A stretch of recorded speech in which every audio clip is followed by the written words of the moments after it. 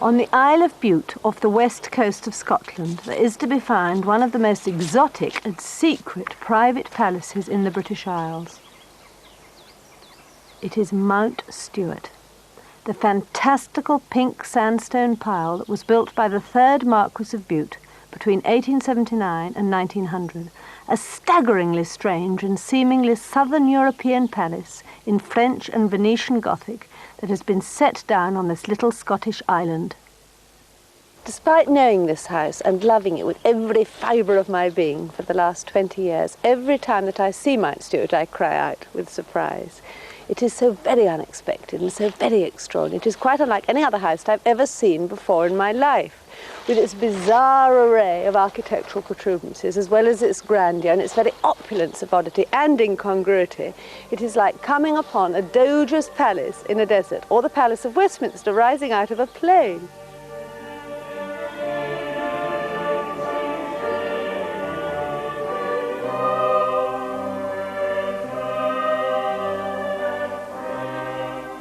The Great Hall is 60 feet square and 80 feet high, of sheer, soaring splendour, with walls and pillars of rarest marble and alabaster, all rushing up to a vaulted ceiling, emblazoned with the constellations, with glimmering stars and with ghostly figures of the zodiac.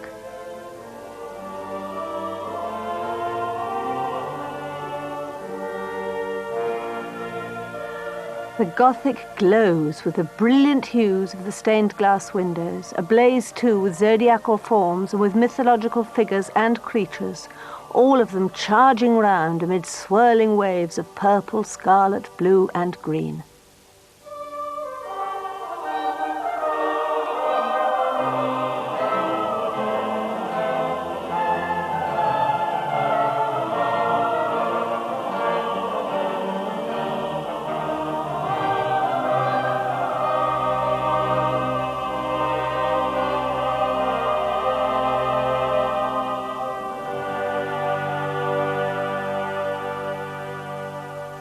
Every inch of Mount Stuart was executed at a luxuriously leisured pace and with luxuriously liberal funds. When building this hall, Lord Bute was very torn as to whether to have these pillars of marble or of granite. I'm told, he said, that marble costs some £20,000 more, but that is not the point. The question is which will look the best. That, I may say, is the equivalent of many hundreds of thousands of pounds today.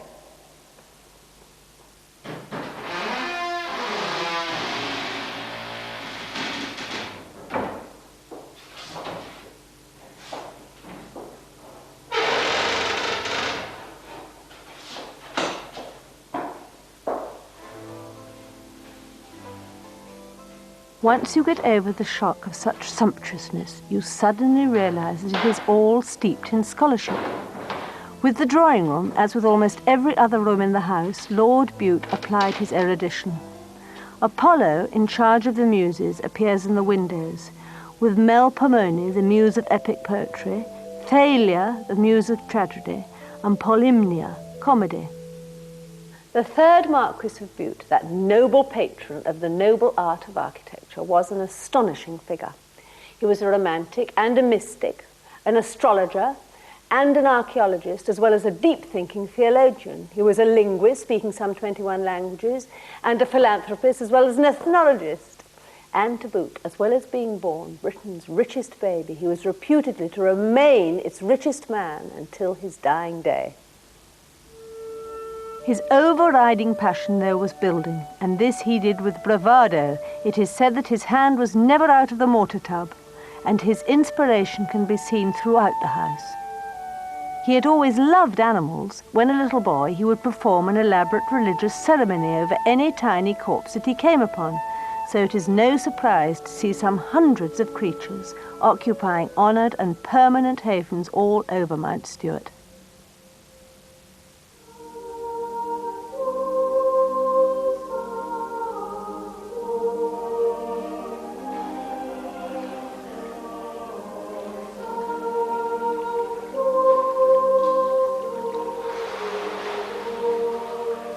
Taking a dip in the pool at Mount Stuart is like swimming up the aisle of a parish church.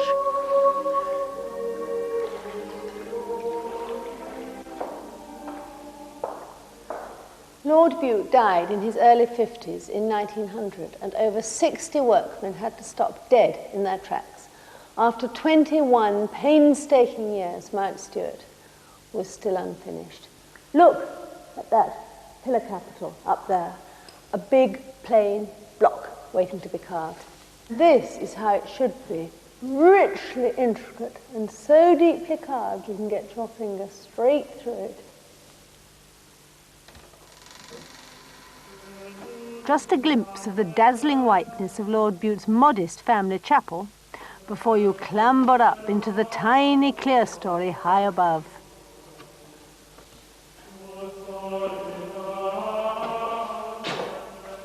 Look at the blood red of the glass. Lord Bute always said it was a good Russian dodge, and he was determined to have it. Here it is, splashing all over the white marble. In 1988, all the work that had so sadly stopped in 1900 was started up again by John, the 6th Marquis of Bute, and his wife Jennifer, applying every bit as much of the same vim and verve and lavish love for the place as did Mount Stuart's creator. All of this fantastically elaborate painting and gilding is their recent handiwork. John Bute was my modern-day hero and my friend. I admired him with all my heart. He commissioned and encouraged some scores of artists and craftsmen all over the country, and at Mount Stuart embarked on the astonishingly bold and exciting scheme of going on with the decoration of this vast house from where the 3rd Marquis had left off.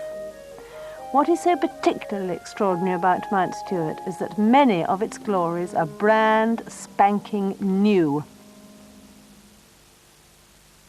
With searingly sad coincidence, John Bute has also died young, like his great-grandfather before him, with both of them leaving their remarkable schemes for Mount Stuart unrealized.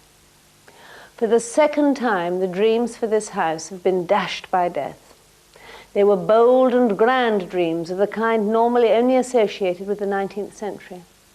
But here at Mount Stuart, they were being given dazzling 20th century reality. Oh heavens! I do hope that they will go on flourishing.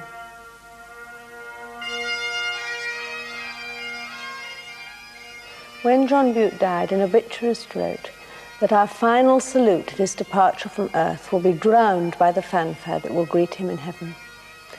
This Piper's Lament was written in his honour.